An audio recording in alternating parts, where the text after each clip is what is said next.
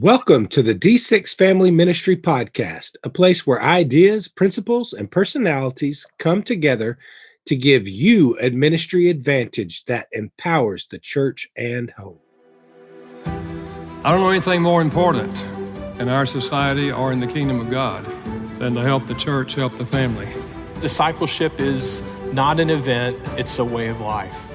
And one day it just hit me that discipleship at home was not about doing more. It was about inviting Christ into what we were already doing. The goal of family ministry is not families sitting on the couch holding hands and singing Kumbaya. The ultimate goal is families that love God, love people, and make disciples of all peoples. So that's why you're here. You're here to say 1 hour a week, as significant and as awesome as it is, we know that it's not enough and we want to be intentional with every hour. You're listening to the D6 Podcast. Here are your hosts, Marianne Howard, Ron Hunter, and Josh Wooten. All right, we've got a guest with us today, Corey Jones, that is quite a leader in his local area, but he's a leader among leaders. And talk about having him as a coach. Wouldn't that be awesome? You know, if you could interact with him and have him come in and spend like 4 straight weeks with your team members in your local church. Imagine what that would do. Well, we can't get him for 4 weeks, but you can share this podcast with everybody in your church that works in volunteer ministry, because he really is. He's got such easy to follow steps. And that's what makes this podcast really good. Marianne has often said, hey, you need to take out your pen and paper and you know, use it with details when you listen. I would argue that this is one of those that you'll hate listening to if you're driving, because you do want to record it in some fashion, for sure. Here's my question to get us started, though. When I was in the military, everything that we did, they had a method to teaching, and it was pretty straightforward. Show me how to do it, walk me through the steps, how to do it with me, and then watch me do it in there. And then we would turn around and teach people how to do it afterwards. And that was true from everything from first aid procedures to disassembly and reassembly of one's M16 or any other item we had. They would always walk us through step by step. Then they would do it with us. And we would think in the beginning, man, I could never get this thing down. And they were always timed, you know, disassemble and reassemble in 2 minutes, you know, that kind of a thing. You're like, man, I'm going to never do this. I'm going to never pass. They're going to kick me out. I think our volunteers feel that in our church. I'm never going to get this down. So before we jump into volunteerism, let me ask the two of you, what's been one challenge that you thought, man, I'm never going to learn this, even though you had a really good coach trying to help you walk this thing out? For me, it's sewing. I love to sew. You guys know I quilt, and it's kind of my favorite thing to create and do. And I got to tell you guys, it's not easy. And my mother-in-law always said, sewing without a pattern is like cooking without a recipe. And patterns are hard for me, but just knowing how to properly, you know, run the thread and do all the things that is involved in the machine and the machine maintenance, and knowing how to not sew your fingers together, which I have done. Literally, the needles have gone through my fingers. So yeah, that's the best activity for me in terms of, it was just so hard and frustrating, but you have to push through and just remember the details, remember the step-by-step. If you push through, you'll get it. Wow. For me, that task is backing a trailer. My grandfather was a truck driver, and it was one of those things. We grew up camping, and he had these big, giant, 30-foot long campers that we would pull, or, RVs. And I always thought there's no way I could ever do that. And finally, one day he told me it was my turn to back the trailer, and he taught me the method to do it. It was actually put your hand on the bottom of the steering wheel, and then you didn't have to make your brain think of which way it should go. Just put your hand on the bottom of the steering wheel and then turn the wheel where you wanted the trailer to go. And so it never failed. And I've, of course, had my own campers and help people back boats. And whenever I back a trailer or a boat, I always think of my grandpa and how he taught me to do it. Put my hand on the bottom of the steering wheel, and but people are like, oh, you're so good at that. I'm like, yeah, without my grandfather's tutelage, I would probably put that in the ditch quick. That is an art, Josh, and not very many people know how to do that. So I think you could just make money being at some place and just having people pay you $20 to back in their trailers. What do you think? I could probably do that. Well, Corey's going to walk us through what, some of those other impossible tasks. It might not be backing a trailer or, learning how to adjust the presser foot or the stitch width or anything odd about the sewing areas. But we can learn those kinds of things when we have good coaches and good teachers.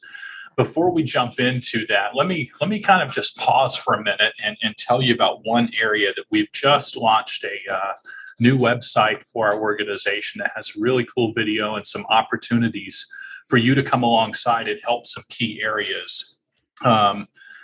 And it's called d6hero.com, d6hero.com. And there you're going to see a video, and on that video, there are stories I wished I could tell you, but because this is being recorded on the air, I can't do it.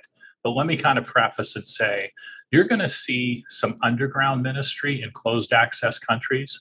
You're going to see some international ministry. You're going to see how Randall House and D6 comes alongside our military chaplains, our church planters, and we have a lot of heroes who want to partner with us to make sure these items happen.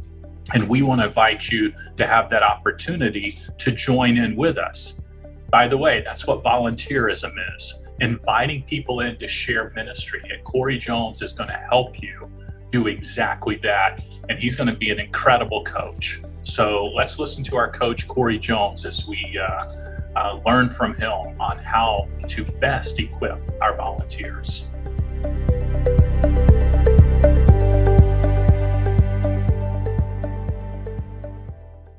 Start connecting with your family today with the D6 Family app, available for free. Based on Deuteronomy 6, D6 is the leading voice in family ministry. Scripture teaches that parents are the primary disciplers of their children. The D6 Family app delivers resources that are updated weekly and designed to equip you for generational discipleship. Resources include family fun questions, weekly splinks, parent pages, family fun nights, foundational talks, the D6 podcast, and more. Connecting with your family has never been this easy or fun. Download the D6 Family app today.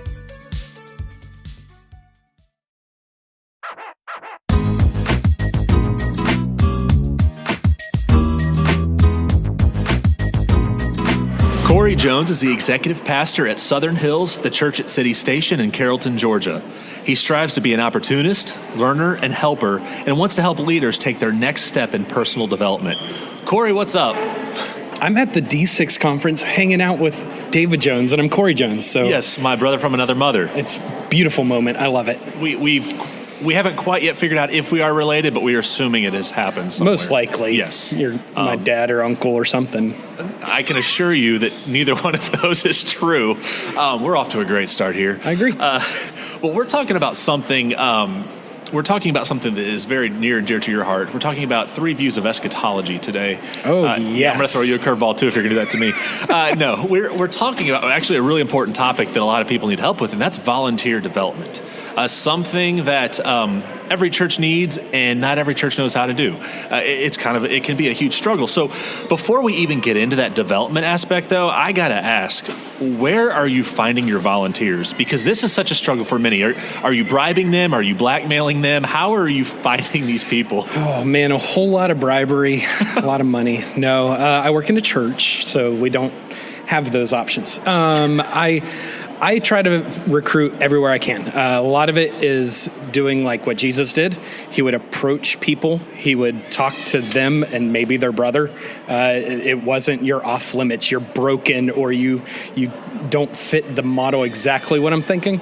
And so a lot of times my conversation looks like, hey, what's your name? David. Oh, sorry. Hey, David, I'm Corey. What do you do around the church? I teach young adults. Oh, that's awesome. I'm so glad you're doing something. I'd love to hear more about it. Or if you say no, which is what most people say, no, we didn't practice this, then I ask about your gifting. I ask about what you've done in the past if you've served in the church. I want to get to know a person and see how God has gifted them, because he promises in his word that he has gifted people for different jobs like encouraging and hospitality and giving and kindness and teaching and preaching. And so I will get to know them. I'll find their gifts. And a lot of times it just requires you to ask, to actually have a conversation with someone that you don't know. It's weird. Well, let's jump over to that development aspect. Volunteer development in some ways is kind of a lot like discipleship in that we really don't want to leave people where we find them. What are the first steps we should take to develop our volunteers? Well, I think a lot of it starts with the onboarding process, like making sure that they know what it is they are supposed to do. And so if they're showing up and don't know what it looks like to win, if they're showing up and they don't have the resources that they need, I haven't equipped them to do the work of ministry, then they're not going to last very long. They might get frustrated. They might leave the church, and that's my fault. Like, that's a big deal. And so onboarding them is a huge deal. And then I think part of it is it's not just speaking and like lecturing. How much do you remember from D6 10 years ago? Like, it lectures, they don't stick in your brain. You might get a nugget, but just it doesn't change your life. Whereas a modeling element, what Jesus did when he walked alongside of people, when he taught them through parables and just spent time with them, the modeling it is what changed. And so for me with volunteers, a lot of times it's inviting them into what I'm doing. So if I'm trying to find somebody that can be a host in our preteen environment, that's a hard role to fill. You need someone with the right mix of energy, but not chaos. And so at first, they might come alongside of me, stand on stage, and be a stagehand. They're not saying anything. They're not doing anything. If they completely fail, it's no big deal. And then they come alongside and help. And so I give them some tasks to do. Eventually, I'm coming alongside them, helping them. Eventually, they are doing the work, and I'm not a part of it. And then maybe even if I can take it a step further, them and we work together to train the next person. Because when you are doing that training, it also helps you yourself understand why you do what you do. And so I'm trying to develop them not just for a task, but as a person. I want them to be better in their church and in their family. D6, I want them to be better parents. I want them to be better at their work. And so I'm pointing them towards being more like Jesus. It's going to impact everything in their lives, including their home and their work. Yeah, before you started explaining that, I was really going to ask you, like, the specifics. Like, are you just having your volunteers show up at, like, say, meet at 5 p.m. on Sunday, and we're just going to, for 45 minutes, we're going to do training, which is kind of like a business model. That's, you show up for a meeting, you have a speaker come in and lecture, you have an overhead projector that's going to go through some slides, and then you're done. But what it sounds to me like you're saying is that stuff kind of gets forgotten. It's better to do the hands-on, dirty work. It's essentially, and just come alongside. Are you seeing results? Yeah, good results from that? If I asked you, would you want to come to church on Sunday night at 5 o'clock for training? No, I love the church, and that doesn't light my fire. And so, no, I want people to want to be there. I want them to feel like it matters, that they're getting what they need. And so a lot of times it just looks like walking alongside of you, seeing how it's done, and having the candor as the leader to say, hey, this wasn't done well. That's not easy to do all the time, but it's loving. To disciple someone means you're correcting, you're helping them see those things. And so it's loving them well and allowing them to be the church. Messed up, not perfect, but the church. That's good. Now, I've heard you say that a family culture can actually develop among a team. How does that happen? intentionally. So if I want to have like family time in my home, then that's something that needs scheduled. That's something that might need some budget. That's something that might need me to actually verbally do some things and say some things and make it happen. So with a family, with like having a family culture, I'm getting to know them more every time we're together. I'm not just asking them to do tasks. Think about your family Thanksgiving meal. If it's all about just the meal and you have this job of cutting the turkey, you have this job of doing this thing, that's not a real family. It's the conversations. It's we're all pitching in, doing our part. We're doing something together. It's amazing together. And then like we allow for faults. My wife can have a bad day and I'm not firing her. She can forget to do the dishes. She can forget some tasks around the house, and I'm going to love her. I might even step in and do those things just to help out. And so if you're wanting a family culture, think like, would I want this to be my family? Would I want Sunday morning that team to then come home with me and like spend the week with me? How are we working together? How are we caring for and loving one another? And bonus points, if you wanted to, or if your listeners wanted to, searching for one another in Scripture is amazing. To see what God intended community to look like, that we care for one another, we encourage one another, we build one another up. There's so many scriptures in there that challenge me in my thinking. How am I doing at loving people? Would they say that I care more for them as a person than the job that they're doing? And if the answer is no, shame on me. I'm creating a little army of minions. I'm not creating a family. I'm not creating a ministry. So love them, care for them, actually just look like Jesus. Easy answer.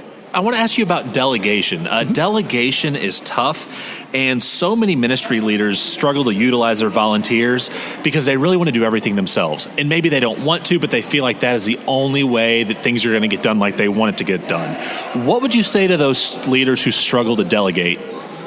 Well, let's pretend like I have a relationship with them, because it's a hard answer. I would say that you're prideful. God has gifted the church with different roles. Romans 12, 4 and 5, and then following talks about the different roles within the church. And for me to say that I can perfectly fulfill all of the roles is arrogant, it's prideful. And so there are things that Corey does not do well. There are things that I struggle with, or I'm just not gifted at. Like what? Well, preteen worship is a great one.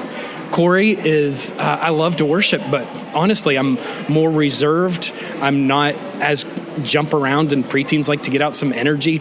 It's just not me. And if I'm trying to be more like that, I feel awkward. And then when I'm on stage, it's a failure. Don't ever watch me try to do that.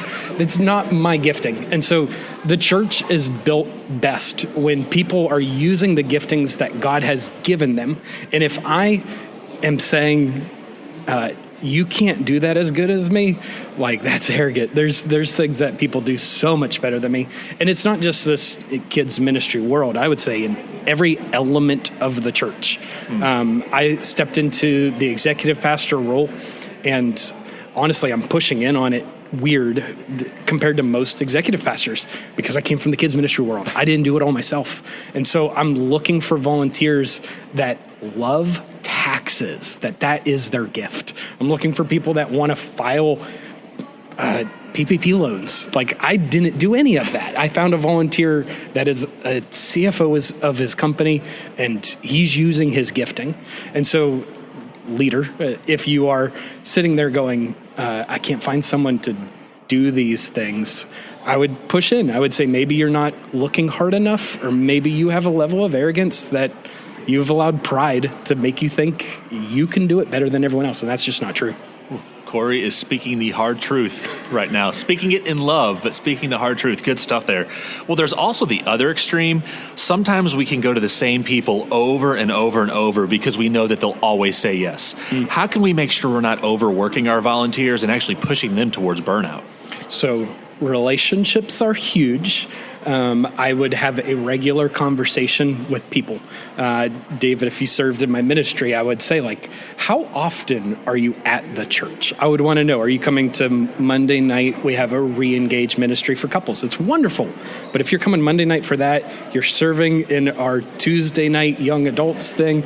Wednesday, you're doing junior high ministry. Thursday, you're coming to church. Friday or Saturday, you got events going on, and Sunday morning you're at church, then you're there too much. But I'm not going to know that unless I ask. And so I'm going to ask, what are you doing? How is it going? And giving people permission to be with their family, their primary ministry, is a pretty big deal. And so I would ask them, I'd talk to them about it. I'd find out, are you happy? Can you see yourself doing this for the next year, for the next 3 years, for the next 30 years? Are you in a sustainable model? And I would also want to press in a little bit. There are some of my volunteers that I need to say no for, but those are few people. There aren't a ton of them. So there's times that I need to ask. I need to ask big things. Yeah. I'm under the impression that when I gave my life to Christ, I gave him my life. And so part of serving the church is huge. But I gave him my life. And so even if I'm not serving in a pastoral role, 10 hours a week of not watching Netflix, that's okay. So I would push in a little bit on both sides of that coin and say, you can ask people to do big things for the church. A great example, if I'm allowed, I am in the process right now of hiring a volunteer where I've written out a job description for them, and I'm firing a company that is doing this big job for the church. It costs about $29,000 a year, and my volunteer is going to do that. It's processing 60 leases, and it's a huge job. But she's the controller of a company that's in 50 states. She has a huge ability, and so she was holding a baby and on Sunday morning. And I'm not saying that that's not an important job, but a 16-year-old can do that job. A 16-year-old cannot do the big thing that I've called this lady to help out with. And so there are people in your church that can do some big things. Don't limit their yes. Don't get in the way of it. Allow them to serve. But keeping their first relationship with God, their second, their family. If those things are being affected, you're going to lose them, and you're going to lose in the long term. Wow. Well, I want to wrap up with this. What are you doing at your church to make sure you take care of your volunteers? We check in on them all the time, and we know who belongs to who. And so we found during COVID, right when we were starting back up, that some of our volunteers were serving on Monday night, Tuesday night, and Wednesday night. And our junior high pastor, he sat down with each of his volunteers to go, hey, what are you doing? Is it too much? He cared for them individually. We did, old school ministry. We did a lot of phone calls. We cared for them. And then carrying out that old school thought. We've been trying to get in the habit as a ministry team that when people don't show up, whether it's they're at Florida at the beach, or they were sick, or they just didn't let us know, that we are intentionally talking with them or calling them, not just sending a text, but actually calling them to care for them. Because there's times that someone doesn't show up and they had a bad day because they're depressed. And you hear that on a phone. You don't hear that on a text. When you bring someone soup because they're sick, they're not going to get mad about that. They might not even try your soup. They might not trust you, but they're still going to talk about that with their friends. They're going to mention it when they're at their water cooler at work, that somebody at my church brought me soup. So care for them. When they don't show up, actually get on the phone with them. And it's about them. It's not about, hey, I was hoping that we'd have a third grade small group teacher, but we didn't because you weren't there. It's, how are you? And I noticed that you weren't there. That's not like you. Are you okay? Follow up, care for them. That's really good stuff. You bring so much wisdom to this, and I appreciate that so much. This very needed information. It's practical, nuts and bolts stuff, but it's stuff that helps make the church function. And so, Corey, I thank you for sharing this, and thank you for being here with us today. Thank you, David. And Thanksgiving, my house, your house this year? Where are the Jones getting together? We're meeting in Maryland. I'll see you there. Sounds good. See ya.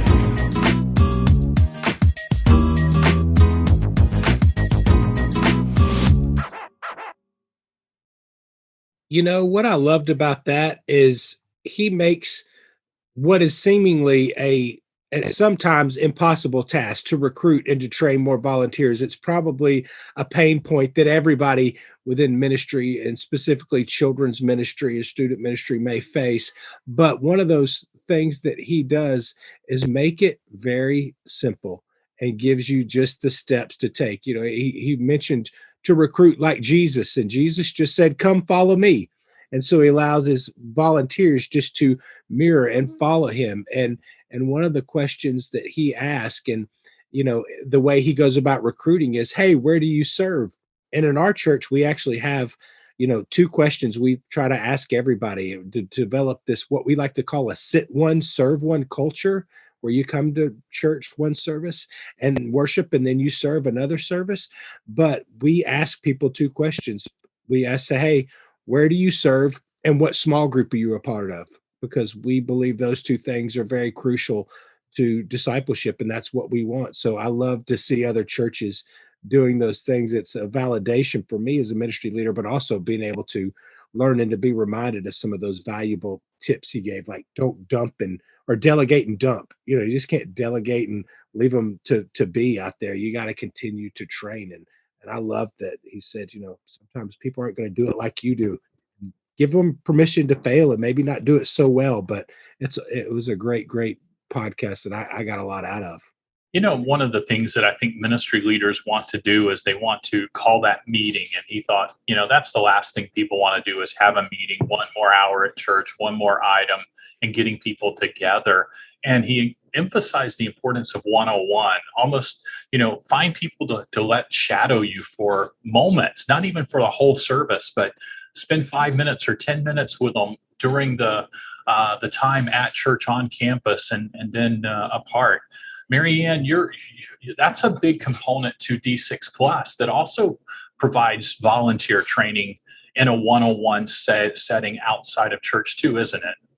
Absolutely. I think that's one of the great benefits of being a part of the D6 Plus community is that, you know, our volunteers, they work full time and they're, you know, homeschool moms and homeschool dads and professionals and lots of things going on. And so to add a whole nother thing to their calendar to come to the church and be trained can be, it can kind of create distance. And so, and it can also create conflict and commitment. And so, because a volunteer wants to be committed to what they're committing to, if that makes any sense.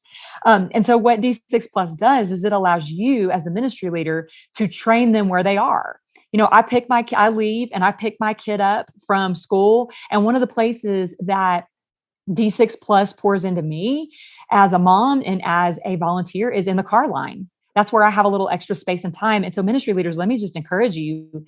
D6 Plus gives you the opportunity to meet moms and dads and volunteers, regardless of their age and stage, where they are in life, in the car, as they go. And that's an incredible resource to equip volunteers.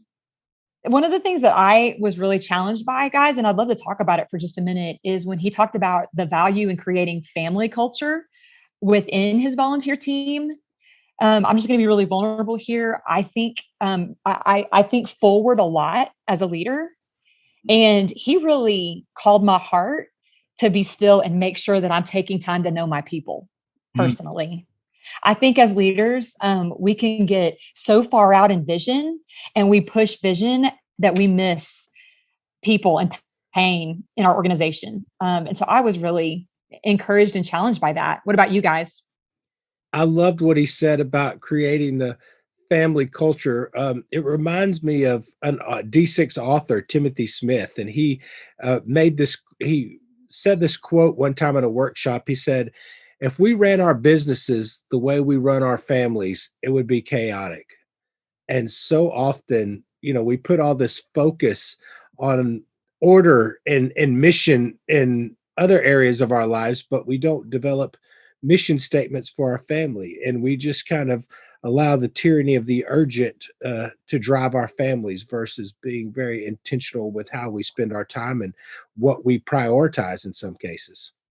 I agree. Looking at Marianne, the comment of the family culture and volunteerism, the more we get to know them, the more we understand their passions and their capabilities.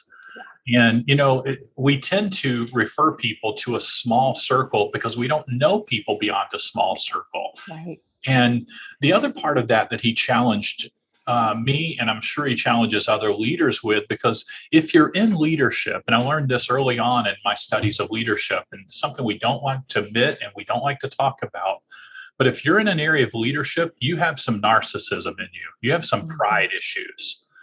And that pride manifests itself in ways that says, hey, nobody can do it like I can. Therefore, we don't equip and enable and empower volunteers well, because we'd rather keep everything to ourselves. But that's a pretty narrow capacity if one has that. So it's always challenging to us as leaders to remind ourselves not to fall into that pride of thinking that no volunteer can do it better than we can. Well, even if so, even if they can't do it as well, our job is not to do it all of ourselves. As Ephesians 4:12 says, it is to equip his people for works of service so that the body of Christ may be built up. That's right. Not that one person may look good or one ministry may look good. Ed Stetzer and Philip Nation, when they were pastoring the Two Rivers Church here in Nashville, they had a common saying inside their ministry walls. They said, the biggest way you're going to get in trouble in a leadership role in our church is if you're doing ministry versus teaching ministry. In other words, be helping other people to do that ministry rather than you doing it all, is what they wanted to get across. Yeah. There's definitely pride and arrogance attached to that whole difference between delegation and abdication. And I love that he honed in on that. The right way to delegate. Abdication speaks to pride too, where you just completely abdicate the role and you detach from it. And so there's no buy-in because you're letting somebody else do it. Does that make sense? Very much. I like that he exposed, you guys, he really called out arrogance in this podcast, and it was straight fire. We all need to hear that. Absolutely. And again, challenging in there. So maybe make a list of all your volunteers and start writing down their passions, their gifts.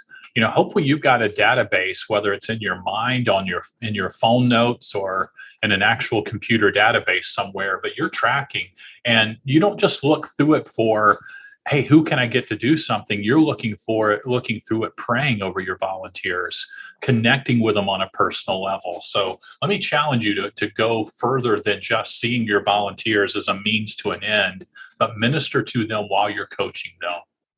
Until next week, we're going to be praying that you have powerful connections generationally and looking for teachable moments. And to put it in Corey Jones' vernacular, look for ways to engage the family of your volunteers. You've been listening to the D6 Podcast. You can learn more about D6 at d6family.com.